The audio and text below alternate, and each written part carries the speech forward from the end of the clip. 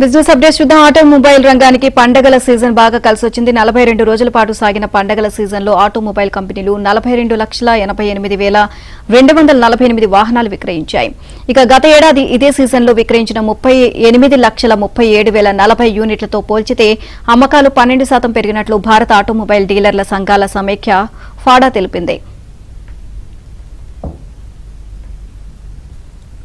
ఇదే కాలంలో ప్రయాణికుల వాహనాల అమ్మకాలు 7% పెరిగి 5,63,059 యూనిట్ల నుంచి 6,03,009 యూనిట్లకు పెరిగాయి.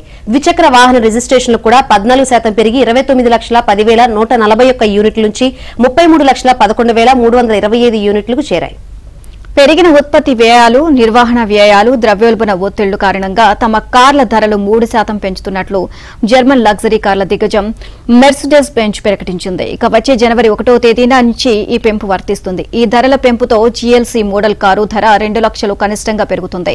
ఇక మేబాక్ S860 లగ్జరీ లిమోసిన్ ధర గరిష్టంగా 9 లక్షల మేరకు పెరుగుతుంది అని కంపెనీ తెలిపింది. గత 3 త్రైమాసికాలుగా ద్రవ్యోల్బణం ఒత్తిళ్లున్నప్పటికీ పెరిగిన నిర్వహణ వ్యయాలను తామే భరిస్తూ వచ్చామని, ఇప్పుడు ఆ భారం కస్టమర్లకు పంచక తప్పడం లేదని Mercedes Benz India managing director CEO Santosh Iyer అన్నారు. ఈ నెల 8వ తేదీతో ముగిసిన వారంలో విదేశీ మార్క్ ఫారెక్స్ నిల్వలు మరో $647 కోట్ల తగ్గి $67,565 కోట్ల పడిపోయినట్లు ఆర్బీఐ వెల్లడించింది. అంతక్రితం వారంలోనూ నిల్వలు $267 కోట్ల మేర తగ్గాయి.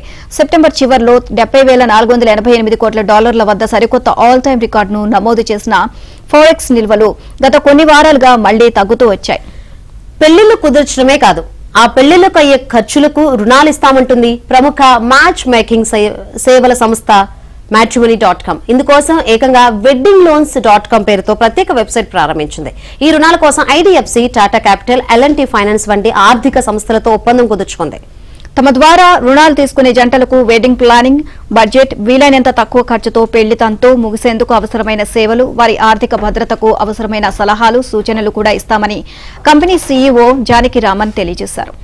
మార్కెట్ నియంత్రణ మండలి సెబీ అనిల్ అంబానీకి చెందిన Reliance big entertainment private limited కు మరోసారి షాక్ ఇచ్చింది. 26 కోట్లు చెల్లించాలని డిమాండ్ నోటీసులు జారీ చేసింది.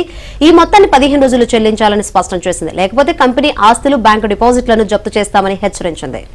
రిలయన్స్ హోమ్ ఫైనాన్స్ నిధుల దారి మళ్లింపుకు సంబంధించి సెబీ గత నెలలో రిలయన్స్ బిగ్ ఎంటర్టైన్మెంట్ కు 25 కోట్ల జరిమానా విధించింది.